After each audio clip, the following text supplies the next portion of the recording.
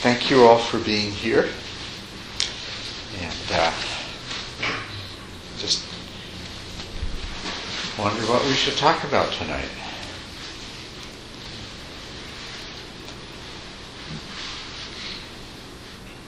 Anybody have anything on their mind? Yes? Yeah, more and more in the last few months I've been developing an ability with emotions. Just like notice that it's an emotion and not get attached with it, or at least certainly go ahead and decrease the amount of attachment. But today I've been feeling very, very tired. Mm-hmm. And as I started meditating, I started noticing, I've got a whole story about this being tired. I'm very attached to this being tired. I'm worried about this being tired. And what if this and what if that and so on and so on. And I thought, this is like, I can perhaps work with this like I work with emotion. But it was no letting go. It just kept being real. Mm-hmm. And yet I had difficulty even locating the tiredness. Like it's not even like necessarily a physical sensation. So I'm so aware that it's a story. I'm so aware that I'm making a problem out of some small amount of physical sensation.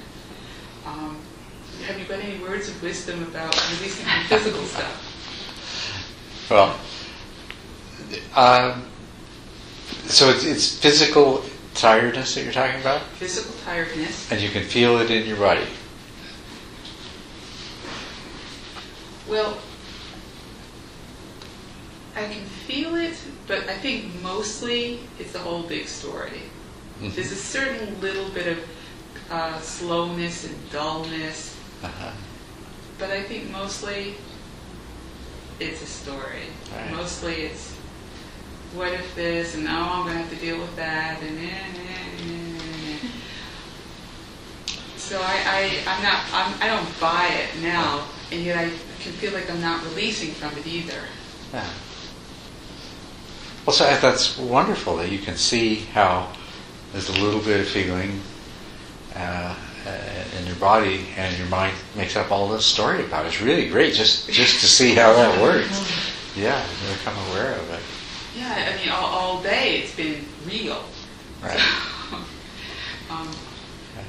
The other thing to notice, though, is your non-acceptance of it. You're wanting it to be different. Yeah. Or go away. Not be there. And is there maybe a little bit of judgment about the story, too? Well, once I noticed that it was not real, then I should be able to release from this. Yeah, should, right? I thought I knew better. My experience for the last couple of months is when I notice, then I'm getting better and better at releasing. Yeah. So this time I noticed, and so I thought, maybe physical stuff is different. Maybe I better ask and see. Because it is true that I have not tried to with anything physical, and I even sort of did like a little catalog. It's like, and when as I'm getting older, my body gets sore more easily. I've been holding on to that too, and then I started thinking, there's a whole bunch of series of physical stuff that I'm kind of attached to. That this would be very useful for me to be able to release from this as well. Yeah. Well, and it is, but to achieve a release from that, you have to accept it. Yeah. So you have to let that mindful awareness continue to be free, flying, soaring, eagle-like, rather than getting snagged down into the reactions to it. That's really good. Yeah, to watch that. And to recognize the subtler layers of attachment that there are there. You can become attached to being able to let go of things. Yeah. And you have to let go of that attachment too. So, yeah. Absolute freedom is absolute non-attachment.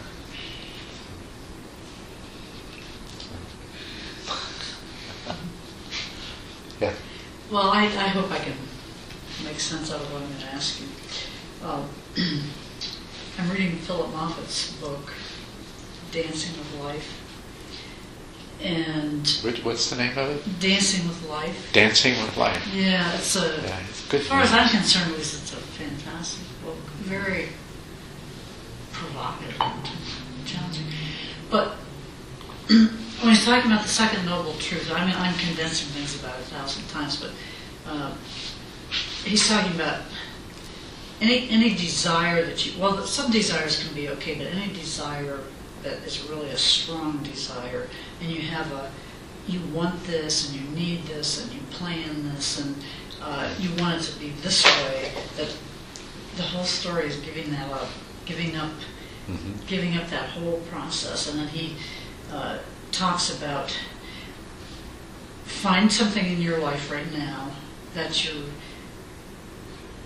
you're very attached to the outcome. You're very concerned about this and this, and you want it to come out, and it's got to come out.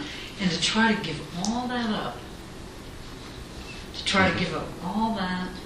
and just be present with whatever happens. Mm-hmm. And can you speak to that? That's what it's. That's where that's the place that you want to get to. Is where yeah. That's how you overcome suffering, because the cause of the suffering is this wanting things to be different than they are, wanting something else, wanting. And in the way you just framed it, something that you're very attached to the outcome of.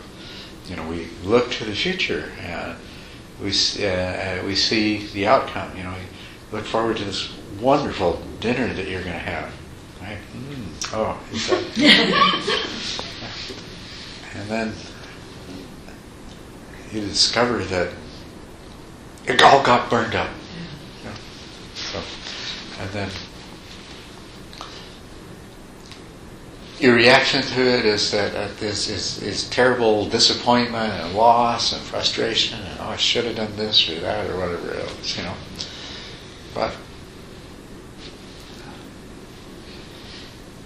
freedom from suffering is just totally accepting what is, the good and the bad and the whole thing, and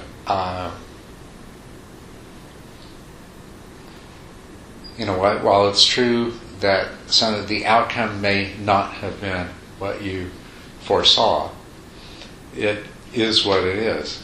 At least you had the opportunity to savor the outcome that didn't happen, right? But it's and you can practice in all kinds of ways, in big and little ways. Get used to the idea. To explore and discover the idea. It's intellectually, it's pretty easy to grasp. But yeah, if I could get over being attached to things being the way I want them to be, then I'd be a lot more happier and satisfied. Intellectually, you can understand that. Yeah. The next step is you've got to try it out. Yeah. And you have to work with it. Now, if he's saying pick the one thing in your life that's most important, you're really, really attached to, that's probably what it would be most valuable for you to be able to let go of the attachment to. But it's also going to be what's most difficult. So, you've got to maybe practice a bit on some easier things. And there's lots of those.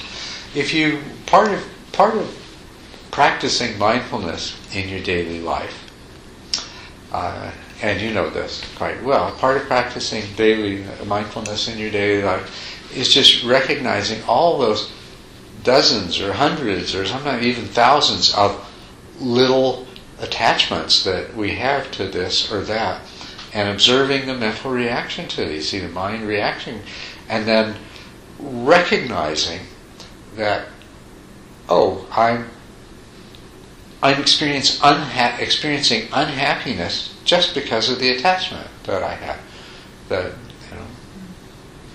And that practice of mindfulness, constantly seeing in many different ways, is what allows the real truth of this to get beyond just being an intellectual idea, and it's an actual experience. Every time that you can have the actual experience of letting go of attachment and discovering that it's all right. As a matter of fact, it's not only all right, it's wonderful, because by comparison with whatever degree of dissatisfaction that you would otherwise have had, it's absolutely wonderful to be satisfied instead. And learn that. Teach yourself that over and over again in all kinds of different ways. It is, well, it's so obvious, it's hard to grasp. And of course the other part of it is that we are so deeply, deeply conditioned to do just exactly the opposite. Yeah. And we even admire, our society teaches us to admire those people that are so stubborn and driven and bullheaded and everything else, that they insist on having things turn out the way they want them to. We kind of see that as an ideal. So all of that conditioning makes it really a challenge to come to that place of recognizing that the wonderful value of being able to let go. But the other thing about it is if you can stop resisting and accept what is, it enormously empowers you to influence what will be in a much more positive and effective way. So when we talk about letting go, accepting what is, and things like that, very often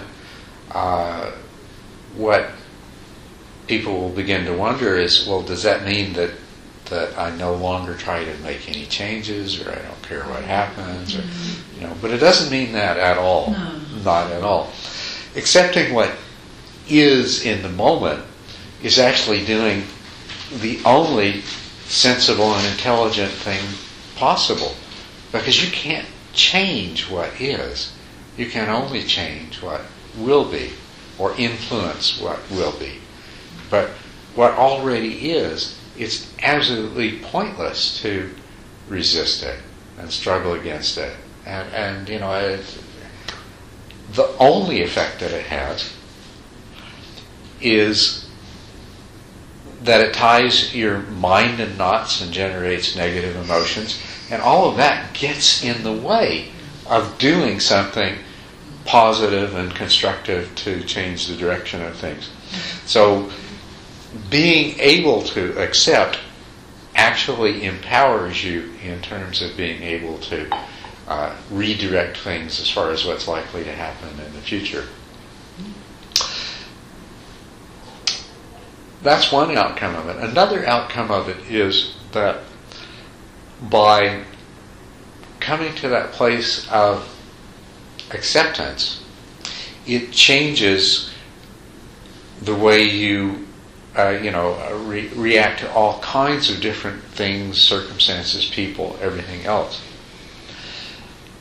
If you look at what happens there, if you imagine, if you can, and I know you can, the difference between a person who's always manifesting resistance, which they're complaining, they're objecting, they're arguing, they're fighting, they're struggling.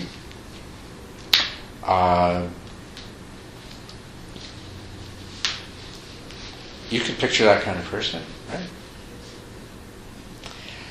Now, replace that picture with somebody who is not always fighting and struggling, and complaining and criticizing and blaming and all this other stuff, but is on the other side, the positive side.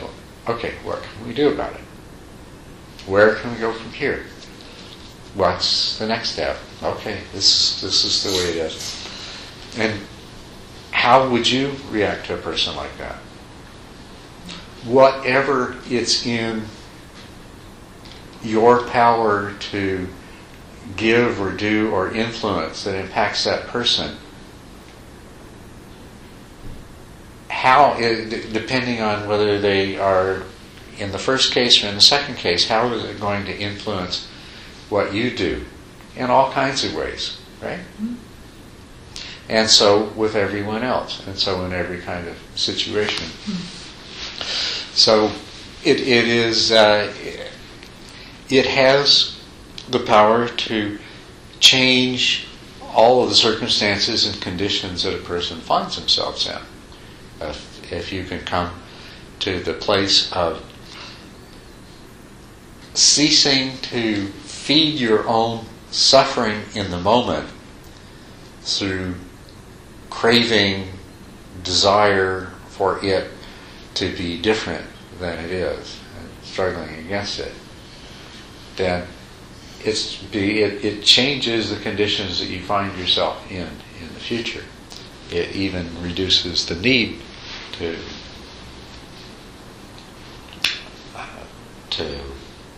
make this contrast between how you'd like things to be and how they are, because they'll end up being much more the way you'd like them to be anyway.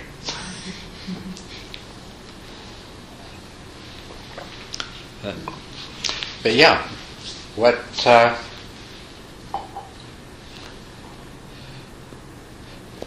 it does when we experience craving, and this is why we experience craving, is what it does is it drives us to action.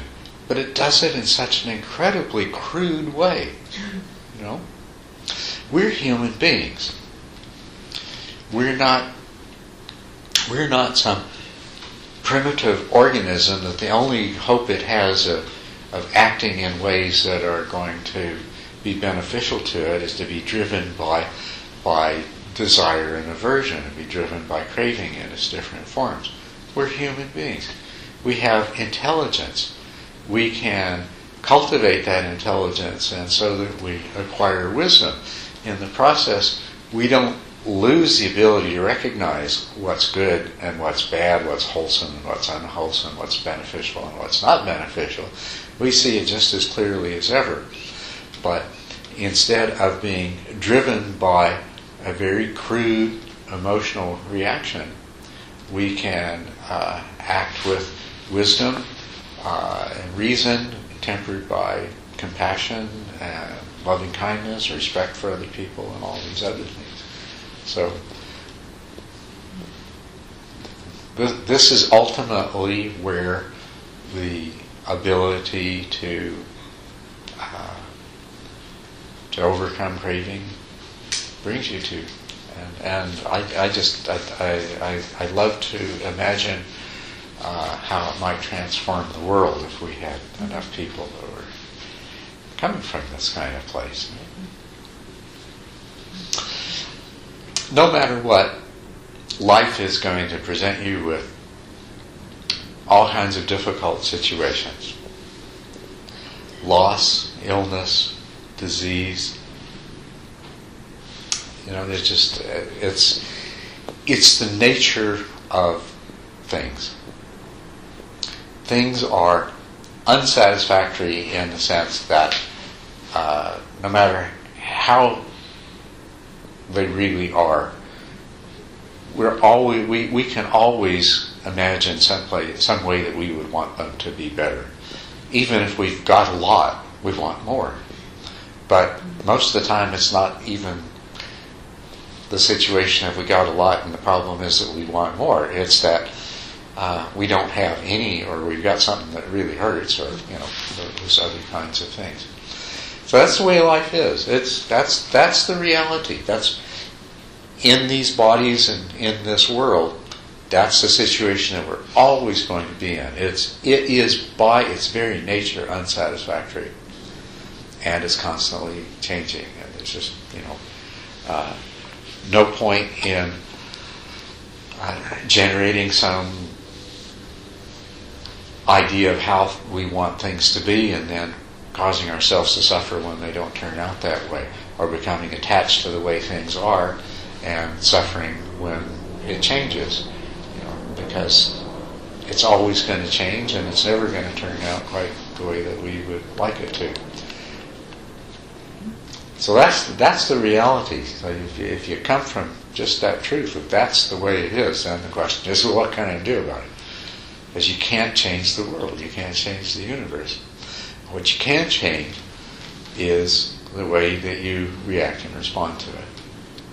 And that's what it's all about.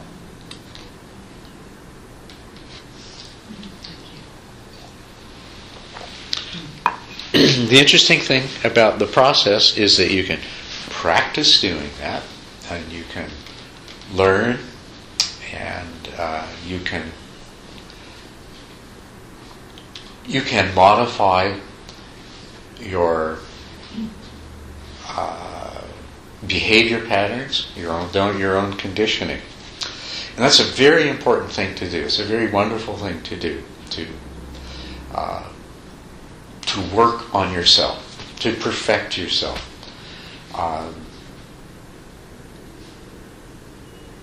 And you will realize the benefits of it as for so long as you do it. You will keep realizing the benefits of it. And the way to do that is to practice mindfulness and allow mindfulness to convert ignorance to wisdom, and to allow wisdom to temper your responses and your reactions to the situations that you're in, and to come more and more into this place of acceptance, non-resistance, and just being with whatever comes, and then doing what's appropriate as a result of that. But that's not the whole story. And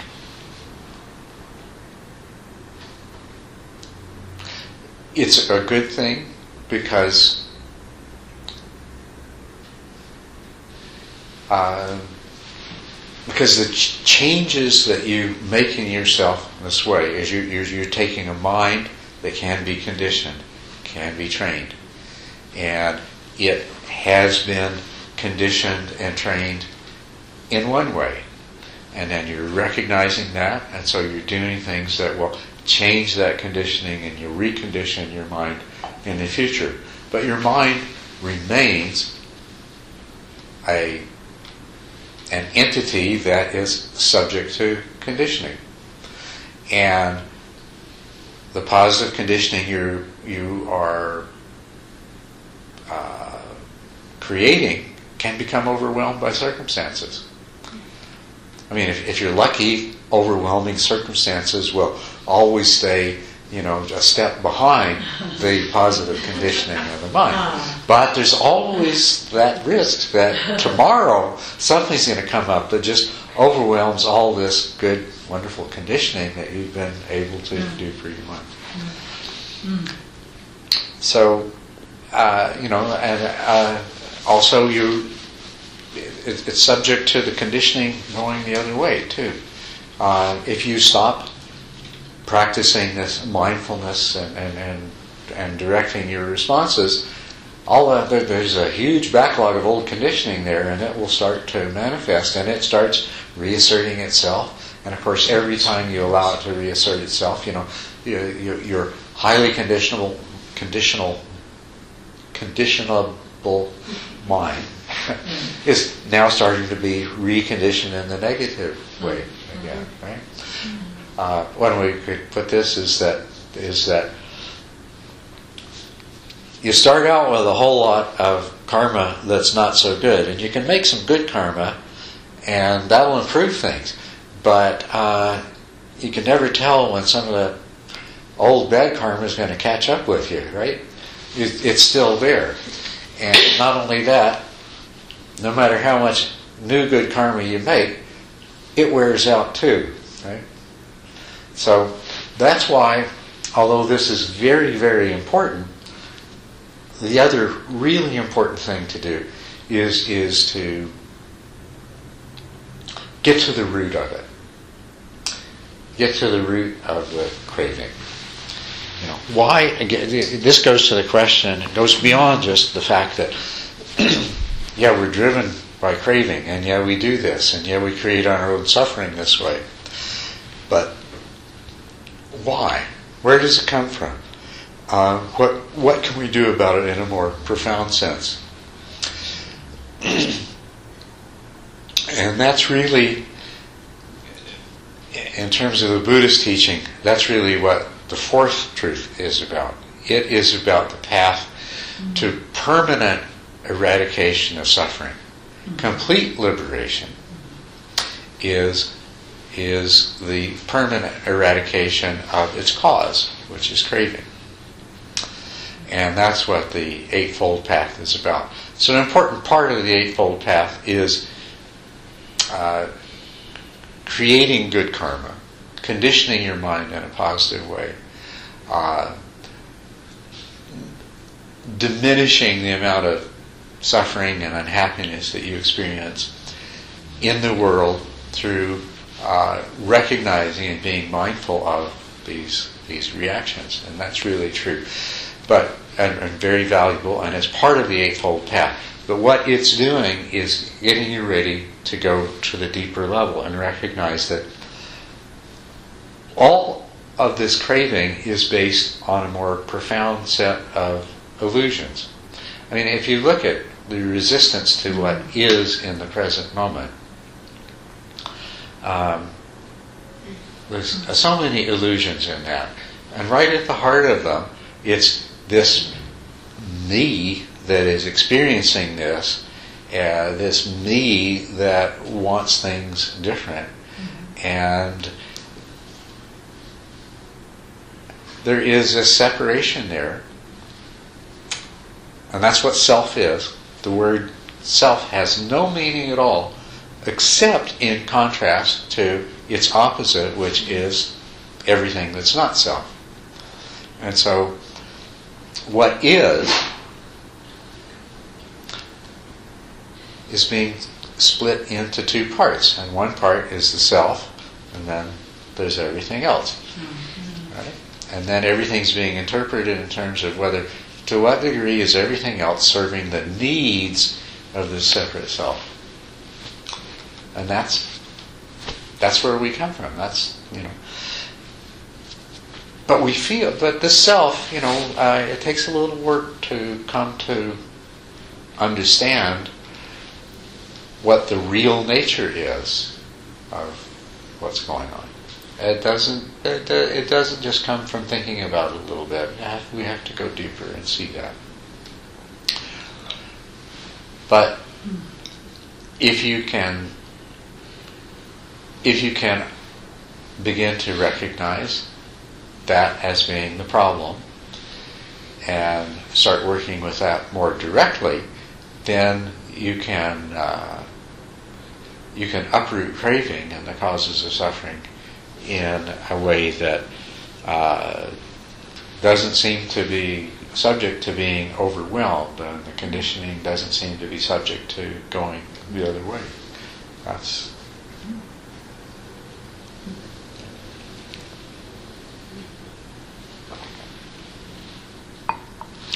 So we start with where we are, and it is the necessary first step and the necessary foundation is to stop this blindly reacting the way we always have, and to get to the place where we can start to see things clearly. And part of that is that things get immediately better in all kinds of ways. Right? Anybody have any real life situations that they can apply this to, or that they can't see how this applies to? Yeah. Go ahead. I don't even know if I could I'll just say it as simply as I can. I think I mentioned it before, but I'm still in this big transition where I wanted to change things in my life. So I left, my job, husband, city, everything, and I'm still floating about. And part of me wants to just anchor myself in all those things again. Right. Yeah, but then I also don't want to. Right. Mm-hmm. It's causing a lot of emotion. Yes, right. So, about identity, like wanting identities, wanting all sorts of public identities. mm-hmm. Yeah. But public identities like who do I want to be? Am I a writer? Am I a teacher? Right. Okay. Yeah. But satisfying. Yeah. Well,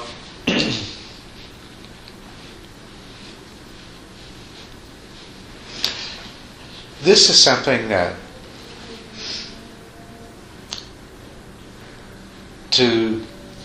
everybody has to deal with it, and they react to in different ways. It's part of the idea of the self. There is this me, and what is my life about?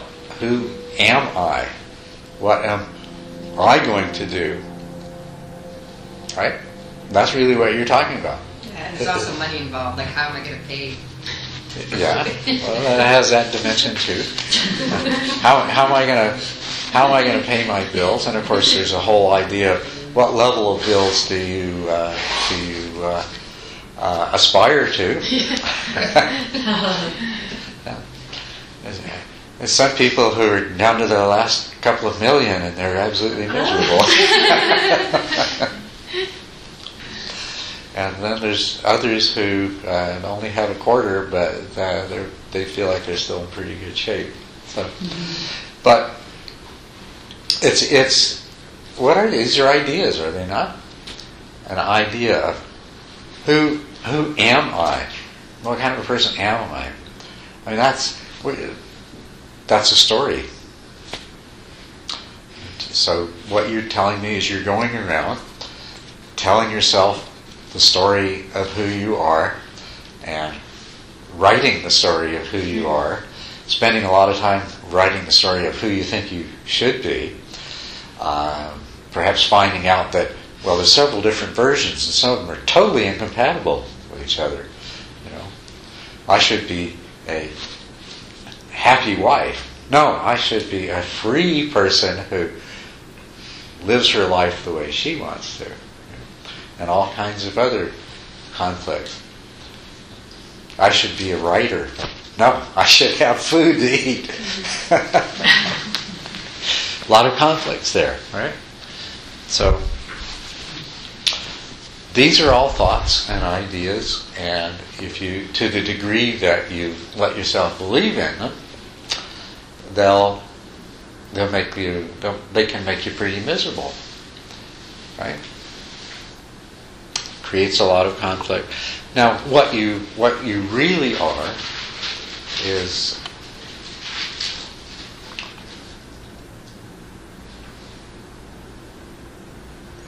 you are consciousness experiencing what your consciousness is experiencing in this moment, which includes being here rather than being somewhere else, being in that body and rather than being in some other body, with your mind rather than some other mind, with its set of wants and wishes and views and ideas rather than some other set of wants and wishes and views and ideas.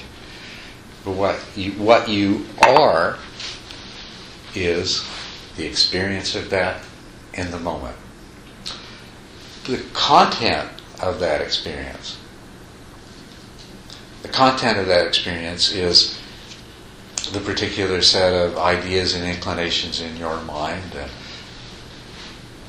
the body with its particular state of being at the moment, and the location and the circumstances. That's all content of momentary experience, and it's constantly changing, is it not? Constantly changing. But what is constant in all of that is that there is a reality, and that's the reality of the present moment that this whole movie is playing itself out in.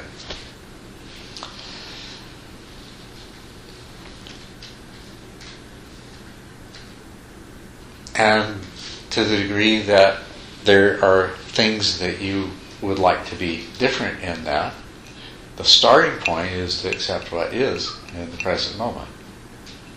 And not let emotional reactions to that get in the way of you being able to act, to think and speak and do things in ways that create a more positive experience in the future.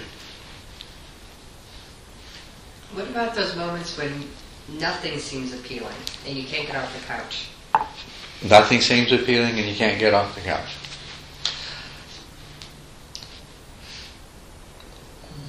Well, what does that feel like? Okay, I should do something. Nothing seems appealing. Yeah, but I should do something. Yeah, no, but I don't want it.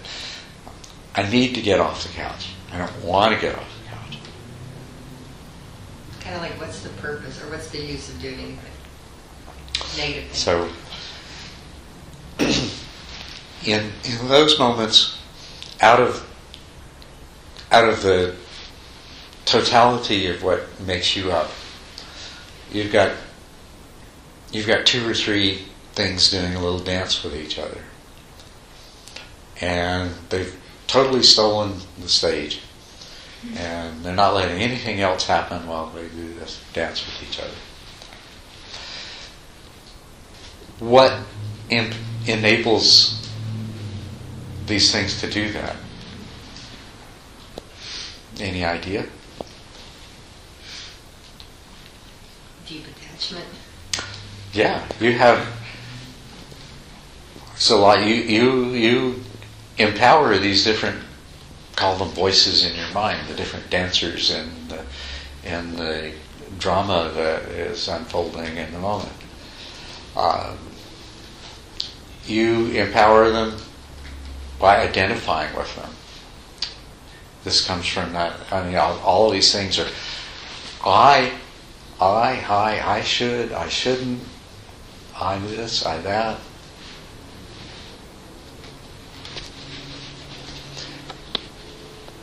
What would be one way, there's more than one way, but what would be one way that you could think of to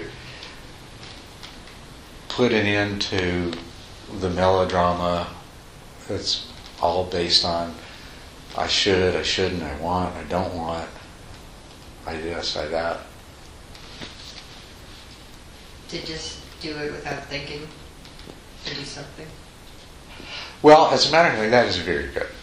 In that kind of paralyzed, depressed state, the best thing to do is no matter what you do, it doesn't matter what you do. Don't bother deciding what to do. Yeah. Anything you do is better than doing nothing. So that's true.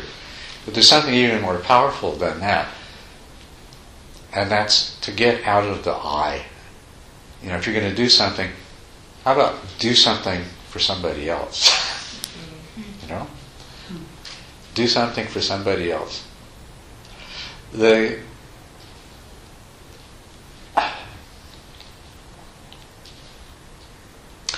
It's kind of like a log jam, you know. You just can't get anywhere because there's all these different views and ideas that are associated with the idea of self. And, you know, by the time you've spent the first 10 minutes not able to get off the couch, let alone, you know, repeated the experience over and over again, it should be obvious if you think about it that there's too many as yet unresolved and unreconcilable points of view going on in your mind. Your mind is not one thing, it's many different things. And you've got many different minds. You've got many different personalities, as a matter of fact, in your mind, with different views and aspirations and hopes and everything else. And they're in conflict with each other. And if there was one set that was completely dominant, you wouldn't be in conflict. So if you recognize that, then the solution is move away from being preoccupied with yourself.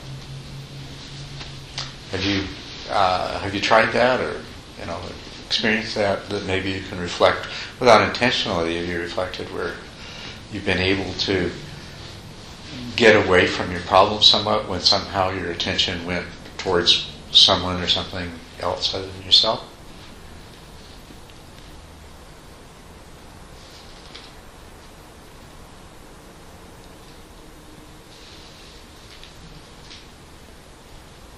I'm thinking that I haven't made myself clear, because I would have expected you to say, well, yeah, of course, that happens to me all the time.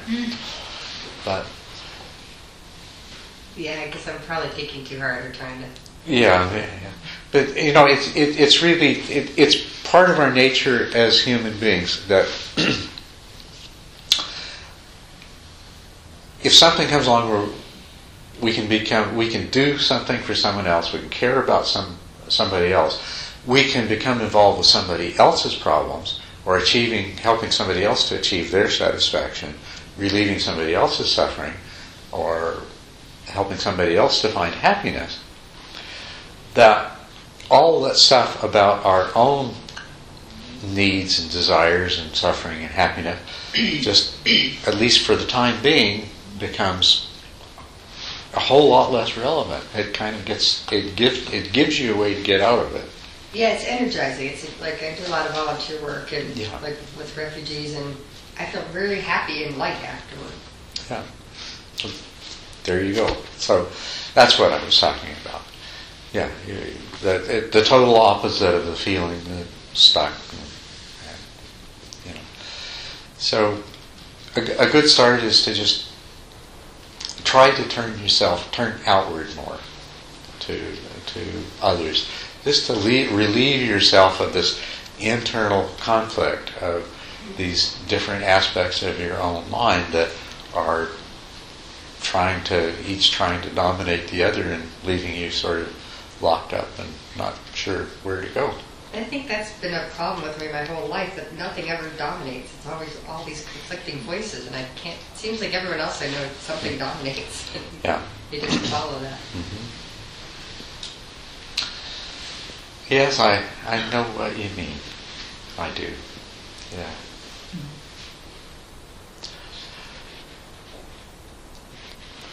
So, if you can open yourself up to letting the universe show you a direction, and trust that, then that should help. To do that, you need to be out in the world, interacting with people. And the best way to be doing that is volunteer work, helping people, service, being a friend, listening to somebody else's problems, things like that. So turn yourself out and let the universe point some ways to you. Let the universe see what you resonate with inside as to what circumstances present to you. But accept the way that you are right now. Just accept. Don't judge it. Don't say, I shouldn't be this way. What's wrong with me? Don't let those kinds of thoughts keep making problems for you. You're perfect the way you are. You're perfect with all these conflicts. You're perfect not knowing which way to go. That's exactly where you should be right now, for the simple reason that that's where you are. And if that's where you are, then you might as well accept it. Right? That's where you are. And so, accept that you are that way. but then you can go ahead and do the things to help you move yourself in a different direction. So you really try, applying what we were talking about. Like, you have amongst these things, ideas that I should be this, I want to be this, or well, I'm going to try doing this, and you have expectation of a certain outcome. So try practicing what we were talking about of okay, I'm going to do it, but I'm going to try not to be attached to the outcome. Okay, I feel this way right now, but I'm not going to. I'm going to accept the way I feel. I'm not going to resist it. I'm not. Or even if you feel yourself desperately wanting to be something different, accept that that's where I am right now. That's what I'm doing. Desperately wanting something different. Just try to get to that place of being with the reality that is. Stop resisting that and see where it can take you from there. But there's nothing wrong with anything. You don't need to be anything in your life other than what you are. You don't need to be famous. You don't need to be a dancer or a writer or a politician or rich. You don't need to have kids. You don't need to. None of it really matters. It's all stories. And the idea that one story is better than another is just total nonsense. They're not any better. You could be a wealthy, famous writer with lots of kids and be absolutely, totally miserable. There's nothing about any one of these stories that makes it the slightest bit better than anything else, because that's all it is. It's just it's empty of being anything but what your mind makes it into being.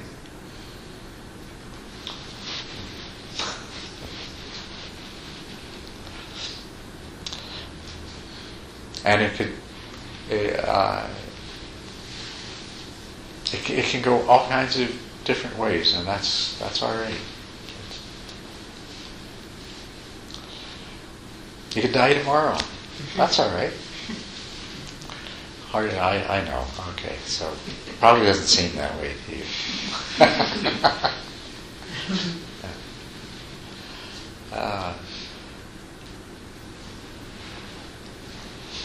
There is a way of seeing things.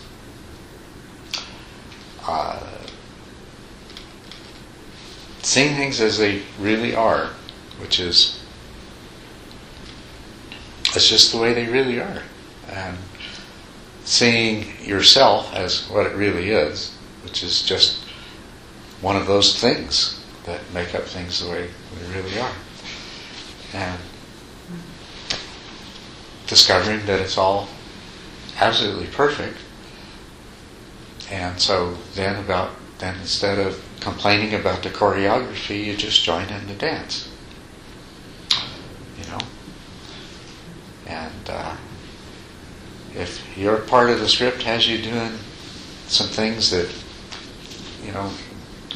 make you the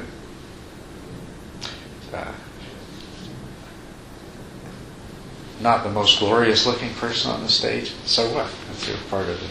It's your part of the dance. We're just dancers, and when you take the mask off, and when you take the costumes off, that's all any of this stuff is. It's just masks and costumes.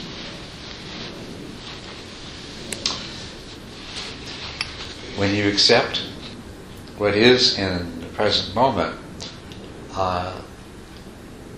that allows you to discover the reality of what you are and who you are and what everything else is about. And it's wonderful.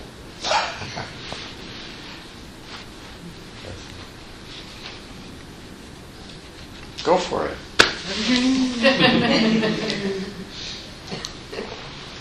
Yeah. Don't listen to those inner critics that tell you it should be different.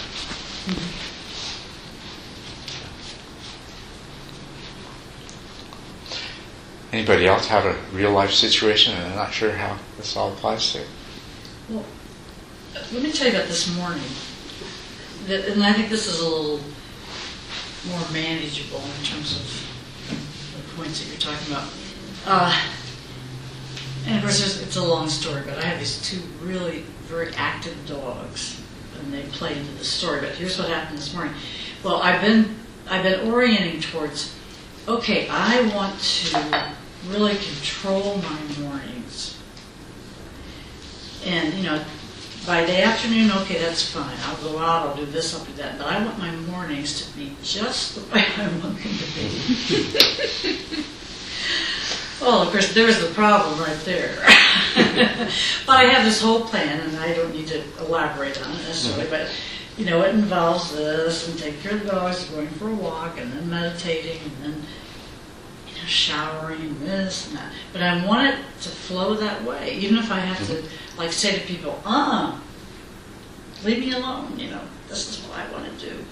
Yeah. But of course, it never works out that way. And there's always a way that, and today what happened was this friend of mine wanted to give me some plants that she had dug up. And I just use this as an example. She was going to come at 9:30, and I should have said, no, I don't want that. But I said, oh, okay. So I changed on my whole schedule. I take a shower at a different time, so I'm going to be ready when she comes at 9:30 with the plants. But she came at 9, so I'm in the shower. And here's my point. I got so upset within myself. I thought, and not with her. I mean, I didn't direct this at anybody, but I was sort of saying, I just have to tell everybody I'm unavailable. No ifs, ands, or buts. And so you can see even as I tell you, and here I think is the point. Ooh, I'm getting all stirred up about all this. And isn't that the point right there? Yeah, this is very good. It illustrates a lot of things, and it's something that we all experience. We all experience this, absolutely. So yes, so let's look at it. So getting all like this doesn't feel good. Oh no! It would be so much nicer not horrible. to. Right. Yeah. So we can see that right away. But we can also see from the things that you said why our minds make us feel this way. The idea that there's a self in here is just an illusion. But and the idea that I have a mind is just an illusion. But there is definitely a part of my mind that decides I would like I would like my day to go this way. And there's a lot of positive things within what I want.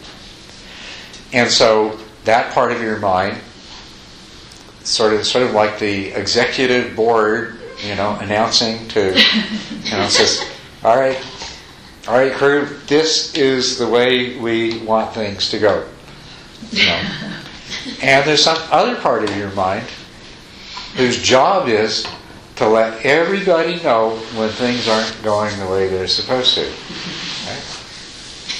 Which it does by making us feel upset. Right? Mm-hmm. And the more things don't go the way they're supposed to, the more that part of our mind, make sure that every other part of our mind knows it. Yeah. And we get this pervading sense of upsetness.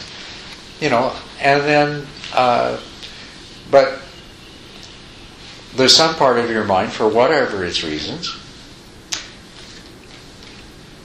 decides to say yes, and then later on some other part of your mind says you've got to learn to say no. Yeah. Right. Okay. Well, our minds are it's this collective of all of these different impulses, and the only way that we ever accomplish things normally is that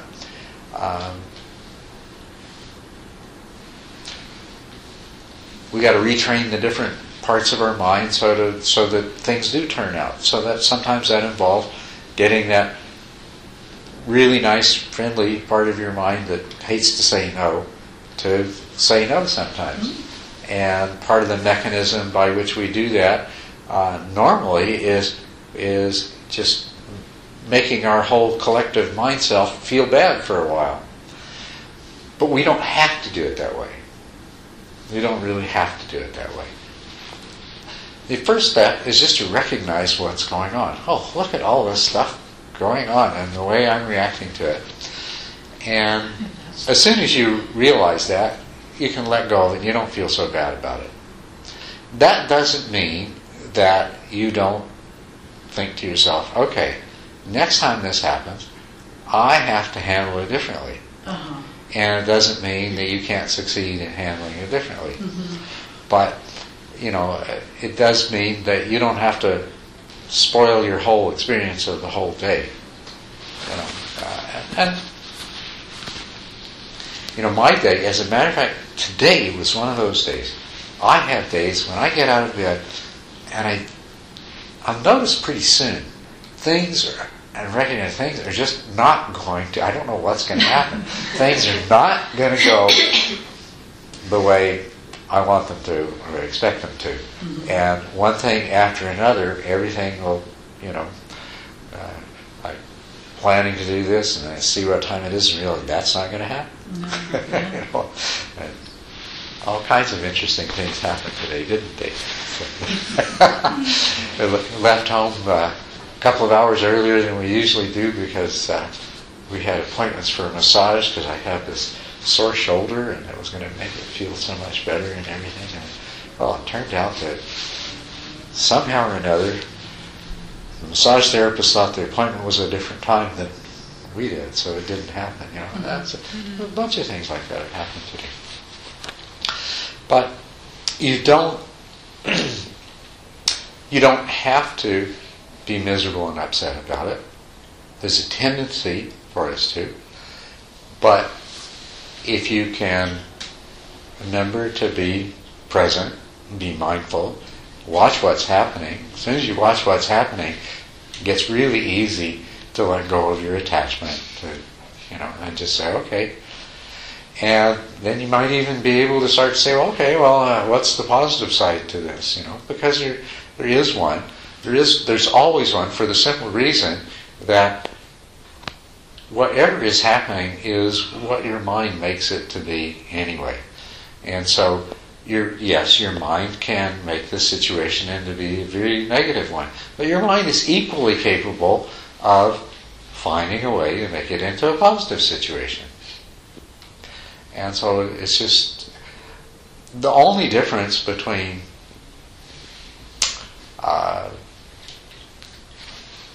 the occasions like the one you described and the ones that we all have, where we end up really just and scrunched up and tense and taking it out on everybody else around us and everything like that.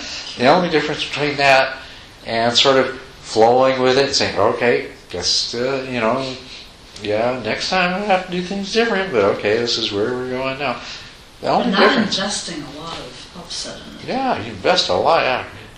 The only difference between the two situations is being fully present and being aware, and not being trapped and held by the ideas, being so attached to the ideas that you're totally out of touch with the reality. This is the reality. This is the only reality. There is no other reality. There can be no other reality. What's happening is what's happening. And, okay. You can either resist it and be miserable, or we can go along with it and see where it takes us. But those are good practice. Like when you talk about practicing. Yeah, it's practice. Practice is the word. Yeah. But, there's things that can help you to attack. Every time you feel unhappy, every time you're suffering, it's because you're not paying attention. you are attached, you are filled with desire and aversion, and you are letting this sense of I, me, and my needs and everything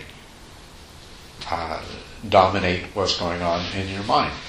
And so, if you can remember that, then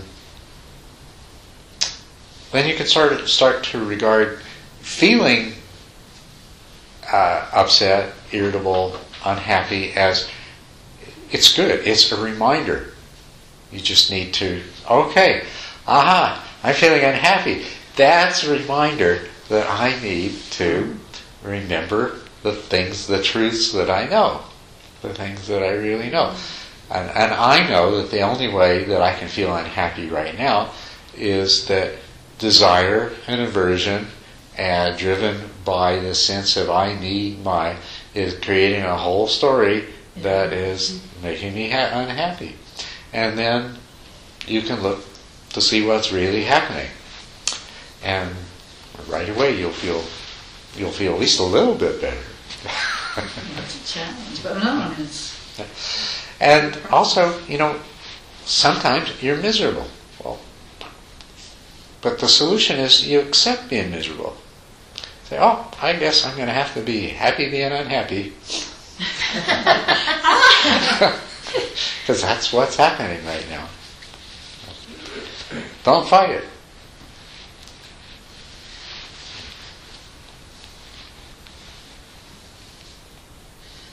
What do you think? Me? Yeah. No, that what you're describing is, you can see that in the process of meditation. Yeah. It's something similar. As a matter of fact, it happens all the time in your meditation. You want your meditation to go a particular way, and it doesn't. You get all uptight. Right. Yeah. And it used to be coming to that point of okay, so my mind went, and I'm going to bring it back, and it's going to be okay. That's right. It's a challenge. That's a challenge. But that's right. If you're meditating properly from the very first time you sit down, you're learning to not judge, not be attached, just do what needs to be done. And if you feel yourself getting tense or upset or disappointed with your meditation, you know you're doing the wrong thing. You just let go of all that and just do what needs to be done. So, meditation practice is a wonderful way to learn to deal in this very simple situation, to deal with all the more complicated things that make up the whole rest of our life. And we can make exactly the same mistake in meditation that we make in the rest of our life, and we do all the time. We get angry at ourselves, and we feel upset with ourselves. Our mind's not doing what we want it to do. But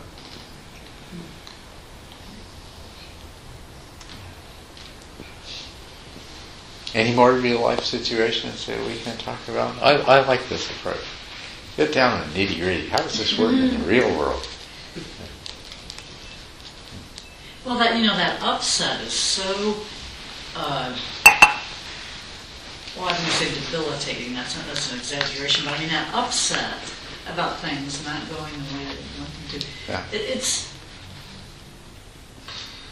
just a waste. It is, yeah. It really is a waste. Yeah.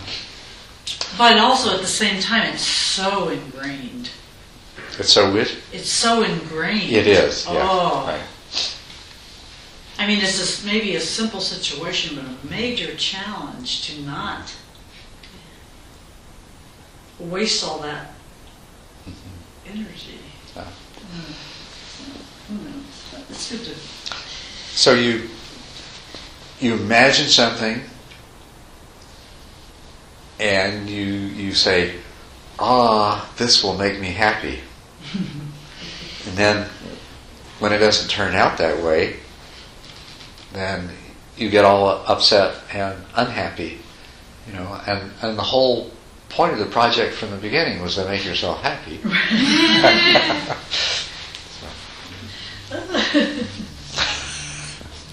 So when you've definitely lost sight of the goal when you when you let that happen. Yeah. Oh.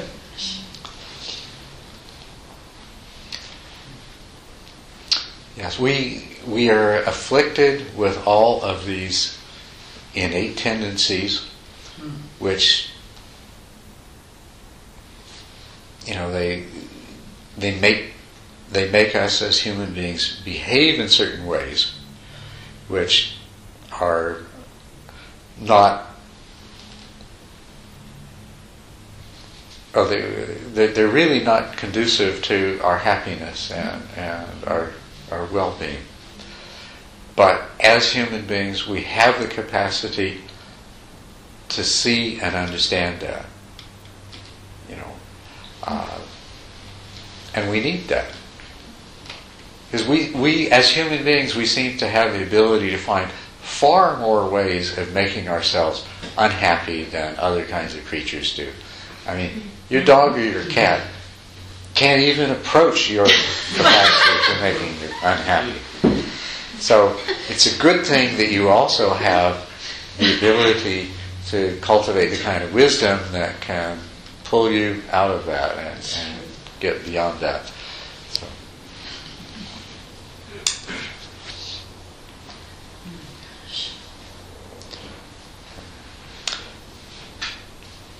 Yes. May I say what I think I hear you say, and correct me if I'm not correct, is that we go ahead and we make plans and have hopes, but when something interferes, we arrange things or change things without getting totally vested in having it come out the way we thought it was going to. That's right. We go ahead and do all of the wise and intelligent things that we would do anyway. We just skip the part about getting upset and doing dumb things out of the upsetness. Because if it's changed, it's changed. That's right, yeah.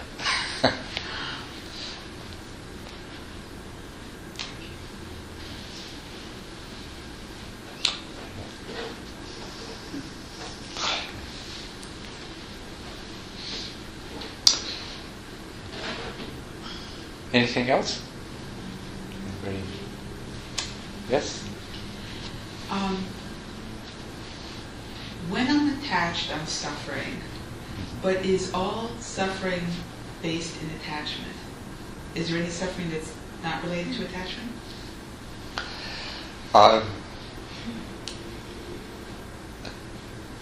No, there's not. We need to be clear on what we mean by suffering and what we mean by attachment. But suffering is the mental response that we have. Like physical pain is not due to attachment, but the suffering in response to the physical pain is. And the attachment, it's the attachment to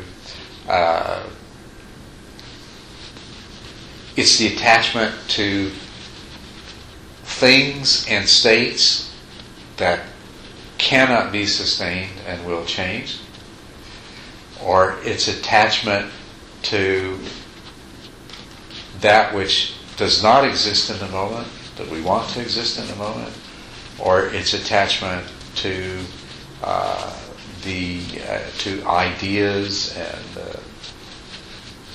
views and beliefs. A lot of our suffering comes from attachment to views and ideas and beliefs. Every time reality conflicts with our views, it makes us really miserable. Yeah. So yes, attachment is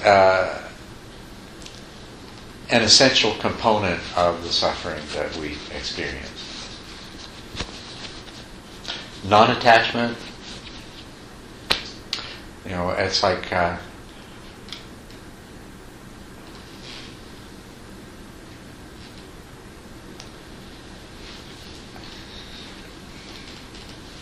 non-attachment allows the world of appearances to unfold in front of you, and you can enjoy the spectacle. Attachment destroys the whole flow of it and causes suffering. You are a part of the whole of everything. And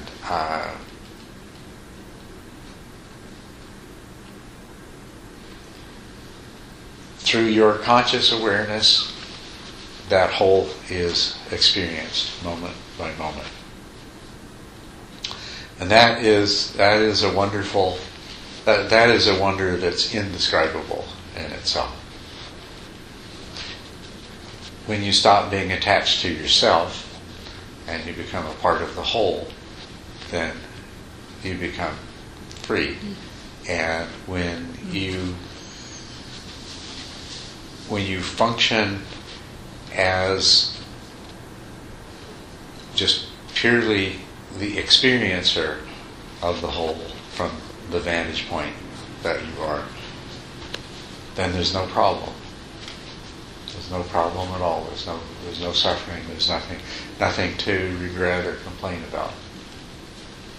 It's just so totally different than what our mind, the way our mind normally causes us to be and perceive things. But that's the thing, that we're a part of this whole that is coming to a new level. It really is. It's a new level of consciousness. You know, look at how we've behaved for the amount of time that we've been recording our own history, driven by all of these selfish ideas and desire and greed and hatred, aversion and everything else. Look at that.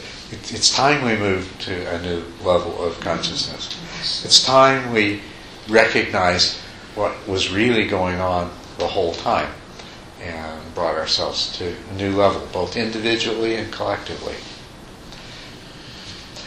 And that whole process of attachment is something that it's perfect. It's what got us here. We got here through the process of selfing and experiencing pleasure and pain and developing desire and aversion and acting out of it.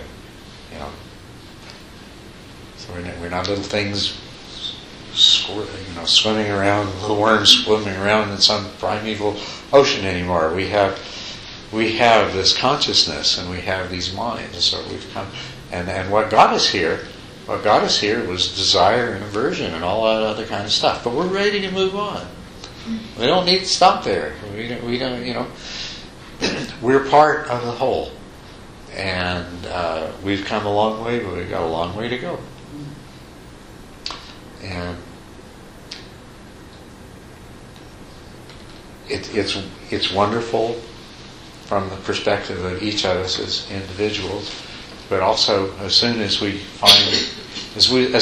find our own way, get our head above the mud, it's time to start helping everybody else to do the same thing. It's absolutely essential. So, to the extent that you understand this and it makes sense to you, and that you can verify it in your own experience, teach it to other people. Figure out a better way to explain it than I have, and go explain it to other people. So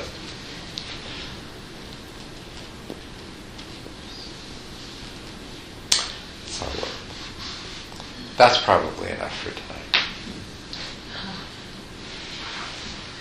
So thank you for your wonderful questions and your real life experiences that we get to apply this to.